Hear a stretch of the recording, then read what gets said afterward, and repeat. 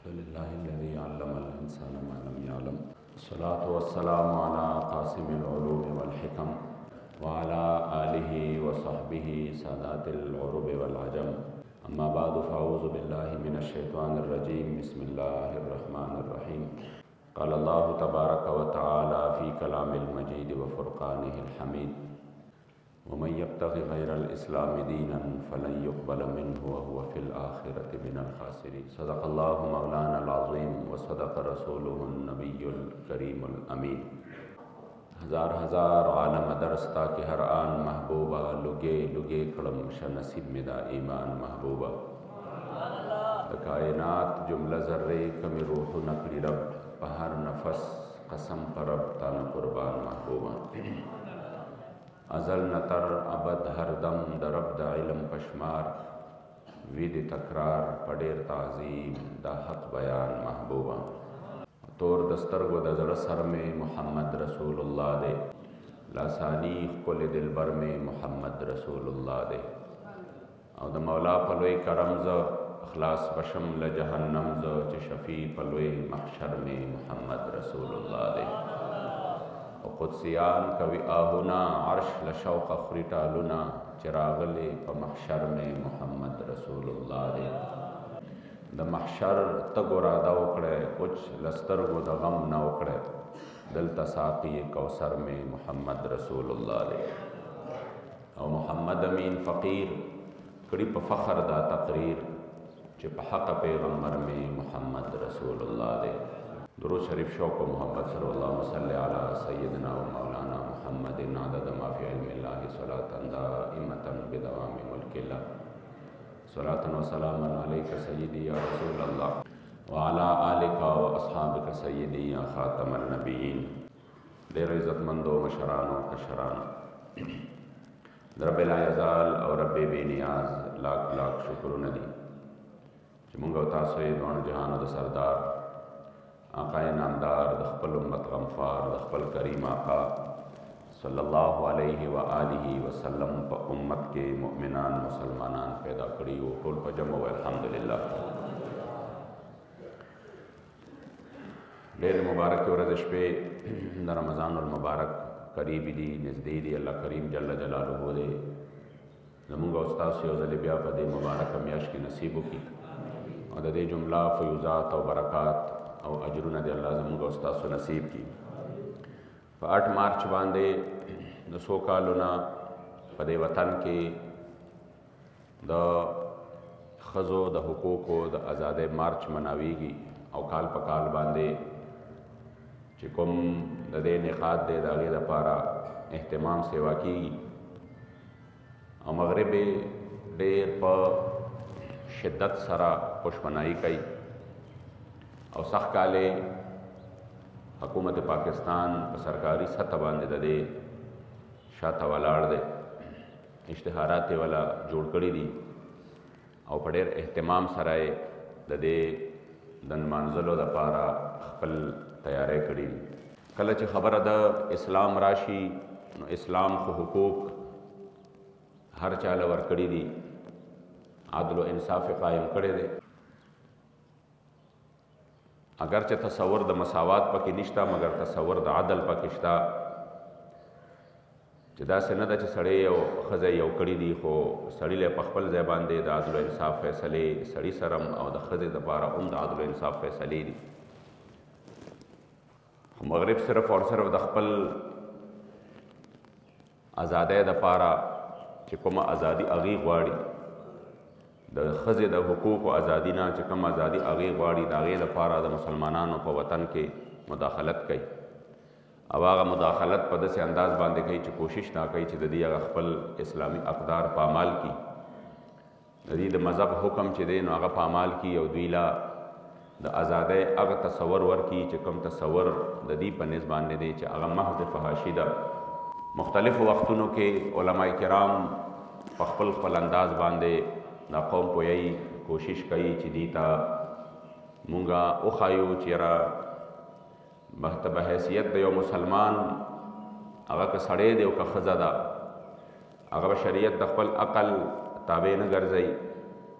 चेरा माता अक़ल सवई ما ته سوچ سوی، ما ته فکر سوی،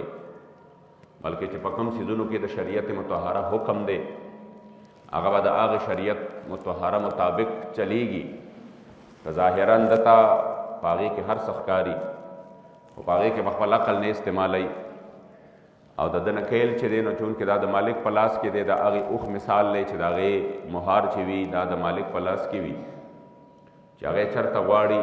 نو په هغه طرف باندې راکاږي. عزتمندو د شریعت مطهره په دغې حکمونو کې مغرب کوشش دا کوي چې په څه طریقه باندې مسلمانانو چې کوم بنیاد دی چې هغه بنیاد پرده ده او د یو بچي دپاره چې کومه مدرسه ده اولنۍ چې هغه د مور غېږه ده دا غېږې خرابې کړي او په داسې انداز باندې خرابې کړي چې په دې کې کوم بچی تربیت اخلي چې هغه بیا د زمانې هغه سپوت چې ورته وایي او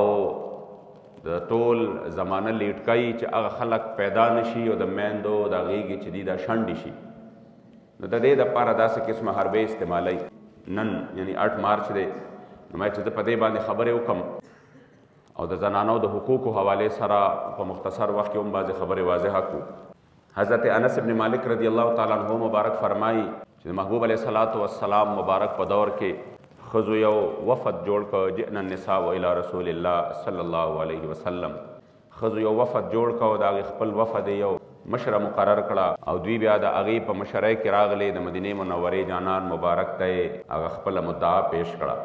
مدعا څه وه؟ د خپلو حقوقو خبره یې کوله. مدعا دا وه چې یا رسول الله خبره دا ده چې ذهب الرجال بالفضل بالجهاد فی سبیل الله. سړو چې هغې تاسو سره وي یو 24 غنټې هغې ته دا موقع میسر وي، تاسو کله جهادونو لځئ اوږدې اوږدې سفرې کوئ، اول ته کې د اسلام دپاره جنګېږئ نو اکثریت سړي تاسو سره وي، نو لہذا هغې زموږ نه په اجر کې نمبر یوړه، هغې زموږ نه په نیکو کې نمبر یوړه. ظاهره خبره ده موږ د هغې غوندې هره ورځ په میدان ته خو نه شو درتلی، نه میدان کې موږ هغسې جنګېدی شو، نه تاسو سره موږ شپه ورځې هغسې سفرو باندې تلی شو. نو زموږ زړه دا غواړي چې موږ هم نیکۍ ډېرې زیاتې حاصلې کړو. زموږ زړه دا غواړي چې کله په محشر کې په نیکو باندې فیصله وي نو په دغه میرټ باندې خو چې موږ وروستو پاتې نه شو چې زموږ په حصه کې هم نیکۍ ډېرې وي. نو لہٰذا جما جانان مبارک ته یو مدعا پیش کړه چې افما لنا عمل ندرک به فضل المجاهدین فی سبیل الله. ای زموږ دپاره یو داسې عمل بنی چې کم فضیلت الله مجاهد له په میدان جهاد کې ورکوي چې هغه فضیلت الله پاک موږ له هم راکړي چې هغه اجر موږ ته هم میلو شي. اوس عزتمندو د هغې وخت زنانه وې چې د هغې مدعا دا وه چې سړي نیکۍ ډېرې کوي چې موږ هم نیکۍ ډېرې وکړو. د نن زمانې سوچ جدا دی، دا نه دی چې سړي نیکۍ کوي چې موږ هم نیکۍ ډېرې وکړو. د نن زمانې سوچ دا دی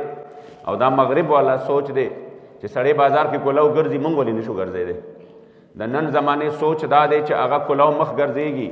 هغه ته د پردې ضرورت نشته، نو موږ په څه کمی یو، موږ باندې ولې پرده لازمه وی. هغه د خپلې مرضۍ مالک دی چې کله هغه نکاح کوي او کله یې ماتوي، لہٰذا موږ ته د دا میلو شي. دا نوې نوې مطالبات را روان دي چې ولې موږ په څه باندې کم یو چې موږ طلاق نشو ورکولی سړي له، چې هغه راکولی شي نو موږ ولې نشو ورکولی. نو دا نوې نوې حقوق دي چې دوی ځان دپاره لګیا دي غواړي او دا سټپ بای سټپ دې ته را روان دي. خو د هغې وخت زنانه چې وې نو هغې دا نه وې چې قربان چې دوی کولو ګرځي چې موږ هم کولو مخ وګرځېږو، چې دوی دا حق غواړي چې موږ هم دا وغواړو. نه چې دوی کوم اجرونه او نیکۍ حاصلوي نو یا رسول الله موږ هم حریص یو په نیکۍ کې چې موږ هم نیکۍ زیاتې واخلو. لہٰذا په دې وجه باندې قربان موږ دپاره هم داسې عمل وښایې چې الله کریم جل جلاله موږ له د مجاهد چې هغه جهاد فی سبیل الله کوي د هغې اجر و ثواب الله زموږ په عملنامه کې ولیکي او زموږ په حصه کې هم هغه اجر و ثواب راشي. څه ښایسته او مزیداره مطالبه یې وه. قربان د خپل حبیب علیه الصلاة والسلام مبارک د شفقت نشم، د هغې مبارکو د کرم نشم چې جانان مبارک ورته بیا دا نه وایي چې نه دا خو بس هغې جهاد کوي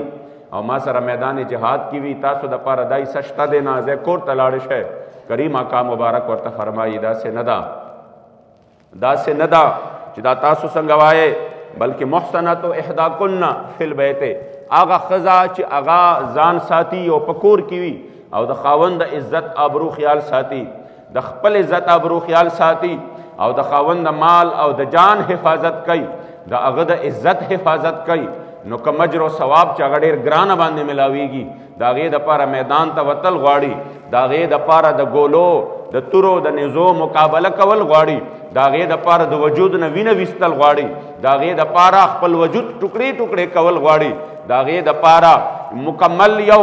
محنت کول غواړي. نو ای د امت بیبیانو که تاسو په خپلو کورونو کې د خپل خاوند د عزت خیال وساتئ، د خپلو بچو د خپل ځان د عزت خیال وساتئ او تاسو د هغه د مال او د عزت او د ابرو خیال وساتئ، نو کم اجر و ثواب چې هغه مجاهد ته په میدان جهاد کې الله پاک ورکوي، هماغه اجر و ثواب به الله کریم جل جلاله تاسو له په تیاره په کور کې درکوي. هغې دپاره به میدان ته د وتو ضرورت نه. دا عزتمندو شریعت کې حقوق دي، دا اسلام کې حقوق دي چې اسلام ورکړي دي، او دا د اک وخت نه د زنانو ذوق را روان دی چې هغې مقابله او برابري په دې کې نه ده کړې چې دی بینک کې کار کوي چې زه وکم، دی لګیا وي بهر پټو کې ګرځي چې زه وګرځم، دی کلاو مخ ګرځېږي او هر چا سره ملاویږي ولې ما کې څه کمې دی چې زه ملاو شم. نه عایشه بیبي مبارکه خو بیا بالخصوص د قریشو د زنانو صفت به چې کو نو په دې انداز باندې به کو، وی به د قریشو داسې ښځې دي، داسې ښکلې ښځې دي، داسې یعنې د ښایسته او اخلاقو مالکې دي، د بهترین کردار مالکې دي چې الله کریم جل جلاله دلته کې قرآن نازل کی، وحی راشي، تازه وحی راشي. نن 1400 کاله وشو قرآن نازل شوی دی، د هغې هغه حکمونه ټولې دنیا ته رسېدلي دي، د هغې باوجود 1400 کاله پس هم یو زنانه هغې سره فلیکس او بینر په لاس کې دی او په هغې لیکلي دي میرے جسم میری مرضی. خو دا هغه وخت زنانه چې هغې داسې دي چې هغې قرآن یو نوی او تازه حکم نازل شوی دی، د پردې حکم مثلا نازل شوی دی، د هغې نه وړاندې نه وه، او بیا هغه خاوند د ما د جانان مبارک نه هغه حکم په خپلو غوږونو باندې اورېدلی دی چې نن د قرآن دا آیت نازل شوی دی. عایشه به فرمایي هغه سړی راغلی دی کور ته او په کور کې خپلو زنانو ته ویلي دي چې خبردار دا اوسه پورې چې کم تاسو کم عمل کو، نن چې کم دی یو قرآن نازل شوی دی، وحی راغلی دا، د نن نه پس به داسې نه کوئ، داسې به کوئ، پرده لازم دا، پرده به کوئ. یوې ښځې دا نه دی ویلې چې ولې دا خو زمونږ یو عادت دی، دا عادت بدلېدل داسې اسان کار دی، دا خو یو معمول روانو، دا معمول داسې اسان دی نه. عزتمندو چې څنګه حکم نازل شوی دی، عایشه به فرمایي چې په سباله باندې ما کتلی دي چې زنانه بیا د عبادت دپاره راوتې دي، سر تاپا په کپړه کې ځان داسې پټې کړي دي لکه یو تور کارغه چې وي چې هغه کې ټول توروالې ښکاري، مطلب دا چې سر نه والا تر خپو پورې مکمل توګه باندې ځانونه پټ کړي دي. د شپې قرآن نازل شوی دی او سحر تا صحابیاتو هغه په خپل ژوند کې عملي کړی دی او هغې له د عملي شکل ورکړی دی او بیا په ټول عمر کې د قرآن د هغې حکم نه سر نه دی غړولی. ځکه هغه مبارکه څه کوي؟ صفت یې کوي. نن مغرب راولګې د 1400 کاله پس دې ته وایي چې اسلام تعالی حقوق نه دي درکړي. حالانکه د اسلام حقوق تاسو وګورئ چې ښځه د اسلام نه وړاندې څه حیثیت و، چا د مور په شکل و صورت کې نه پیژنده چې د مور څه حقوق دي، چا د خور په صورت کې نه پیژنده، چا چې کوم دی د ښځې په صورت کې نه پیژنده چې د دې څه حقوق دي. اسلام چې راغی عزتمندو کله د مور په صورت کې واضح کړه، هغه ښځه چې بچي به د لاسه ونیوله او په منډۍ کې به یې خرڅه کړه چې پیسو ضرورت به شو، اسلام دومره عزت ورکړ چې د مور په قدمونو کې د بچي دپاره جنت کېښوده. هغه پلار چې هغه د اسلام نه وړاندې د هغه عزت نه پیژنده چا، هغه له دومره عزت ورکړ چې اسلام ووایي چې رضا که چېرته خپل رب راضي کې نو د خپل والدین د خپل مور او پلار رضا کا، د دې په رضا کې د الله رضا ده. عزتمندو هغه ښځه چې چا نه پیژنده د ښځې په صورت کې ورله دومره حقوق ورکړل چې د هغې د نان نفقې، د هغې د عزت، د هغې د مال، د هر څه محافظ د هغې خاوند وګرځو. دا عزتمندو دا د اسلام یو ډېر بهترین د عدل و انصاف والا نظام دی. مغرب صرف اور صرف د دې دپاره چې زمونږ د دې زنانو نه د هغې بنیاد یې چې ښودی دی. زه اکثر سوچ کومه، زه اکثر دا سوچ کومه، زه چې باباجي صاحب دا زندګي ګورم، کله کتابونه ګورم، نو باباجي صاحب د سکول ډېر سخت مخالفت کړی دی. پوهېږئ دی باندې په هغه ټایم کې دا شی نه راغلل کله نوي نوي را شروع شو نو ډېر کلک مخالفت یې کړی دی. بیا چې دې مبارکو نه لږ مخکې وګورم نو قلندر لاهوري علامه اقبال رحمت الله تعالی علیه ډېر کلک مخالفت کړی دی. نو باباجي خو دا خلک به دا وایي چې دا خو صوفیاو او دوی خو د جدت نه نو خبر، یعنی دا د هغې خبره ده. حالان کې دوی چې کوم خبر و هغه دا خلک نه دي خبر، خو هغه جدت چې هغه د اسلام سره ټکراو نه خوري، چې هغه د اسلام دپاره په کار راځي. هغه ټایم کې علامه اقبال قلندر لاہوری شعر ویلے دے هغه دا دی او فرمایلی دی جس علم کی تاثیر سے زن ہوتی ہے نازن کہتے ہیں اسی علم کو ارباب نظر موت. یار دومره د کار شعر دی او یو دومره لوی مقصد دی پکې. جس علم کی تاثیر سے زن ہوتی ہے نازن. علامه اقبال فرمایي چې تاسو خو ورته تعلیم وایه، تاسو خو ورته شعور وایه، تاسو خو ورته خواندگی وایه، تاسو خو ورته څه وایه تربیت وایه، او تاسو خو ورته پته نه لګي چې کمې کمې مرتبې ورکړي دي. خو زه دا وایم چې جس علم کی تاثیر سے زن ہوتی ہے نازن، چې د کم علم تاثیر دا وي چې منتج کېږي په څه باندې زن ہوتی ہے نازن، چې کم علم ښځې نه ښځه نه جوړوي بیا ښځه پاتې نه شي، هغه نازن شي، هغه نه بیا سړی جوړ شي. پوهېږئ پې هغه بیا وایي چې د ده کوم حقوق دي زما هم دا پکار دي چې دې کولو ګرځي زه به هم داسې ګرځم. وایي چې د کم علم تاثیر دا دی چې په هغې کې تربیت نشته، په هغې کې اخلاق نشته، په هغې کې دین نشته، په هغې کې زما د مدینې منورې د جانان مبارک د هغې احادیثو او بیا د اسلام جلک نشته. په کم علم کې چې د حضرت سیدہ طیبہ طاہرہ فاطمة زہرا مبارک د عفت او د عصمت صادر نشته، په هغې کې د مغرب څه دي حقوق دي. علامہ اقبال فرمائی کہتے ہیں اسی علم کو ارباب نظر موت. وی چې کم ارباب نظر دی که نه اسې ټټوان نه ارباب نظر دی، وی اقا ارباب نظر دی ته علم نه وی بلکې دی ته مرګ وی. څه ورته وی؟ مرګ ورته وی. دا مرګ دی، دا علم نه دی، دا د دې دپاره مرګ دی. دا دی چې کم دی غرق دې کړه، تباہ دې کړه. جس علم کی تاثیر سے زن ہوتی ہے نازن کہتے ہیں اسی علم کو ارباب نظر موت. اور بیگانہ رہے دین سے اگر مدرسہ زن ہے عشق و محبت کے لیے علم و ہنر موت. که چرته د زنانو اداره او د زنانو مدرسه دا د دین نه چې کوم دی لرې شي، د دین نه لرې شي او دا د مغرب په طرز باندې د دې تعلیم شروع شي او دې کې چې کوم دی د انګریز هغه جوړ شوی ذهن په دې کې استعمالیږي، نو فرمایي کہتے ہیں اسی علم کو ارباب نظر موت. ځکه قدردانو تاسو یقین وکړئ چې موږ د هغې وخت هغه خبرې ګورو چې دوی په شدت سره مخالفت کړی د څه د وجې نه کړی. نو نن ما ته حالاتو پته ولګي چونکې دي ته نباد القوم وایي او نباد القوم مطلب دا شو هغه هوښیار طبیب چې وي، طبیب حاذق چې ورته وایي، هغه چې د چا نبض ونیسي نو هغه موجوده بیمارو تشخیص هم کوي چې په دې سړي کې څه بیماری دي. خو چې هوښیار طبیب وي نو هغه د دې تشخیص هم کوي چې په دې سړي باندې را روانې بیماری کمې دي. نو بیا دته وایي که دا پرهیز دی ونه کوو، دا پرهیز دی ونه کوو، نو ګورې دا بیماري درته متوجه ده او دا در باندې را روانه ده، دا بیماری در باندې را روانه ده. علامه اقبال ته موجوده دور پتم وا چې موجوده دور کې مسلمانانو کې څه بیماری دي او د دې علاج څه دی. افاقہ کش جو موت سے ڈرتا نہیں ذرا روح محمدن کے بدن سے نکال دو فکر عرب کو دے کے فرنگی تخیلات اسلام کو حجاز و یمن سے نکال دو. هغه موجوده بیماری وا چې د دې بیماری علاج هم دا دی د دین د ایمانی غیرت وباسا نو بس خبره ختمه شوه، بیا د نور تبا کولو ضرورت نشته. او دویمه دا بیماری چې کومه را روانه وه هغه دا وه چې هغه ته پته وه چې دا علم چې دا دی ورته عصري علوم وایي، دا دی ورته لګیا دی او دی ورته خواندګي وایي او دا د دې شره دومره ده او د دې شره داسې ده، دا به داسې شی وي چې یو ورځ به داسې راشي چې دې سره به کتبې په لاس کې وي او دوی به ښکاره طور باندې د اسلام نه بغاوت کوي. دا به ښکاره به یو ورځ داسې راشي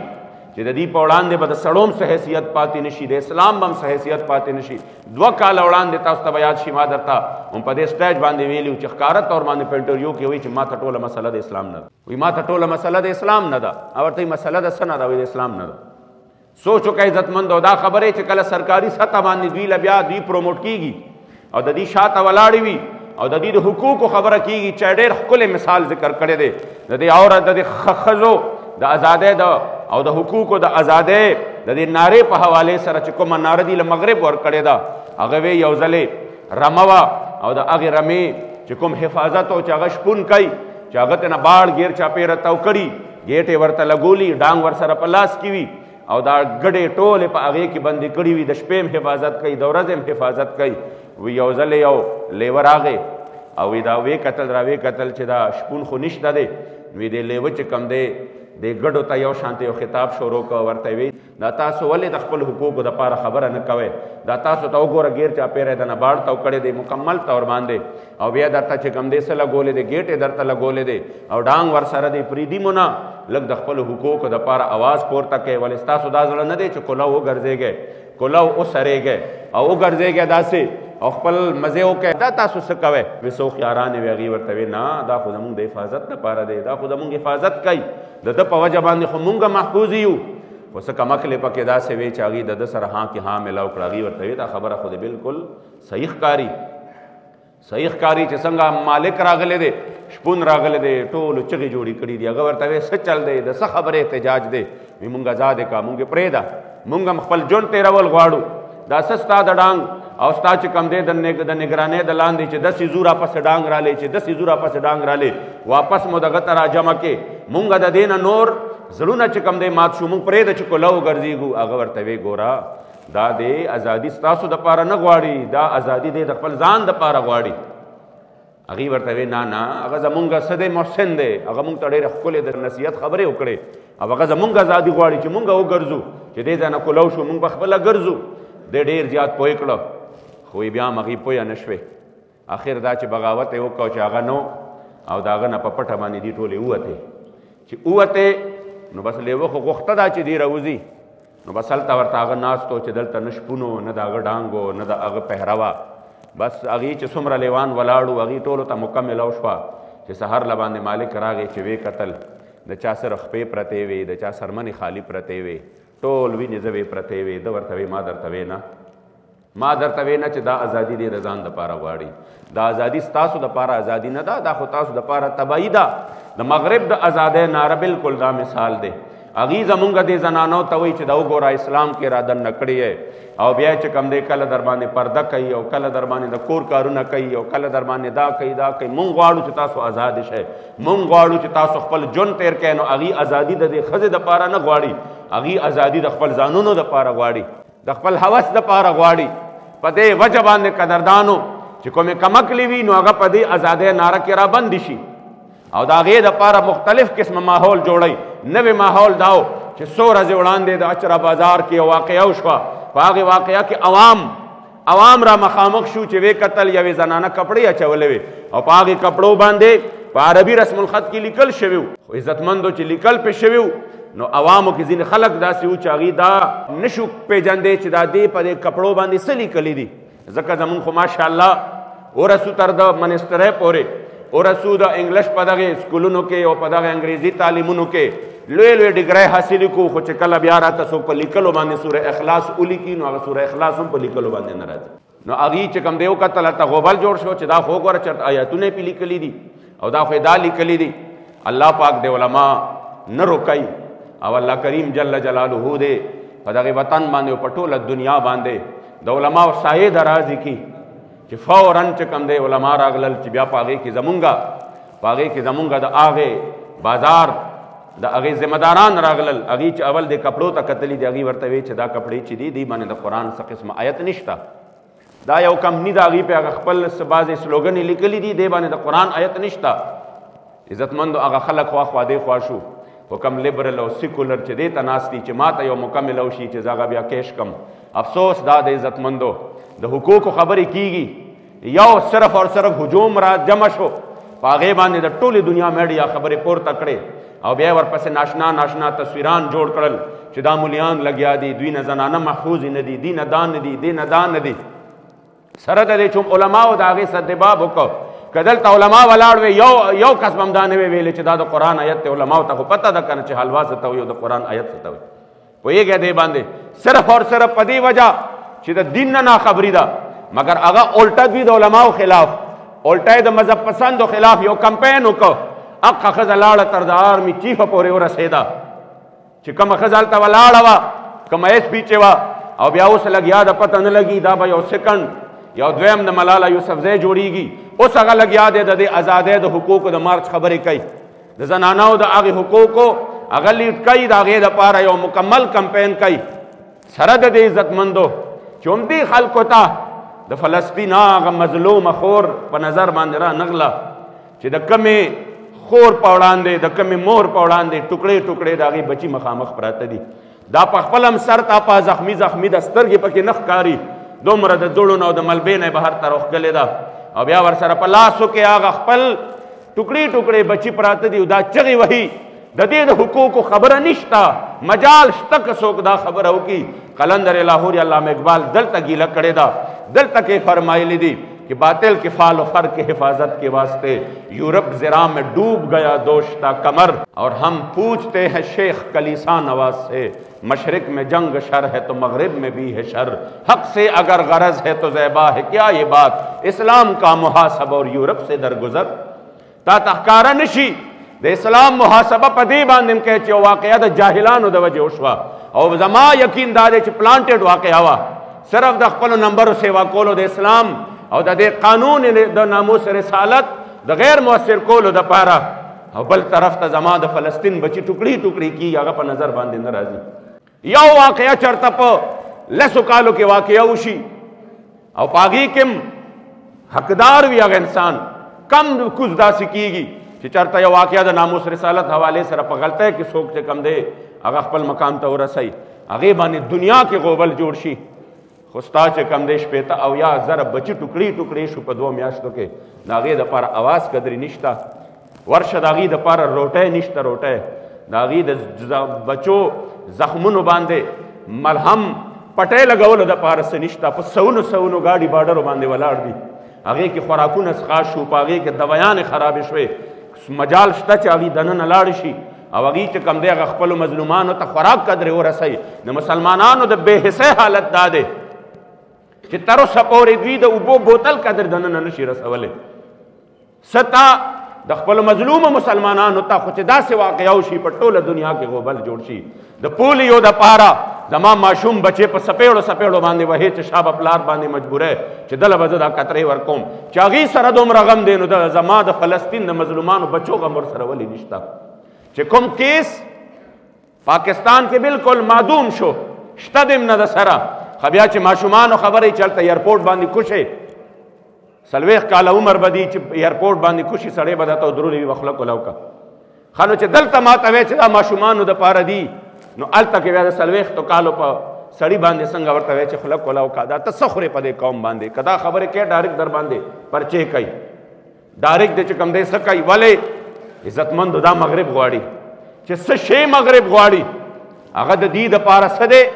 هغه د دې دپاره حرف اخر دی خو که زما د فلسطین مظلوم مسلمان بچے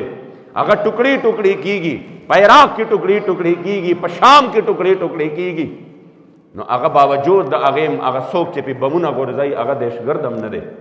هغه څوک چې لګیا دي هغه دومره د دنیا بدترینه دهشتګردي کوي بیا هم هغې دپاره خبرې نشته خو دلته د حقوقو خبره به کوي د زنانو حقوق پکار دي هلکه اسلام نه زیات حقوق چا ورکړي دي پاکستان کې چې د زنانو کم حقوق دي ته سوچ هم نشي کولی خدای دې ورسره چرته په عدالت کې مقابله کومه په ایمان درته وایم چې داسې دومره د ذلیل او رسوا کي که ته په حقه باندې مې ته د زنانه نه نشي ګټلی په دې وطن کې ځکه عزتمندو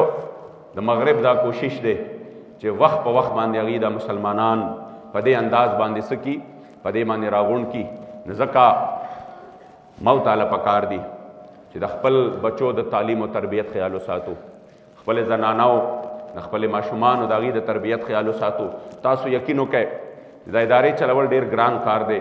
د دې مکمل انتظام کول ډېر ګران کار دی ما چې دا کوشش وکړ او ما وی چې زما د دې مدرسې سره سره د عصري او د سکول د تعلیم یو سیستم هم شروع شي ذهن مې پکې صرف اور صرف دا چې هر یو پلار بچی مدرسې ته نه راولي چې کم سکول ته لیږي کم کالج ته لیږي کم یونیورسټۍ ته لیږي چې دې دپاره موږ یو داسې بهترین تربیتګاه جوړه کړو چې په هغې کې په دیني ماحول کې د دې دنیاوي تعلیم وشي چې کم از کم دا بچی د ده په لاس کې وي چې سباله د مغرب لاسو ته لاړ نشي چې سباله د دې دنیا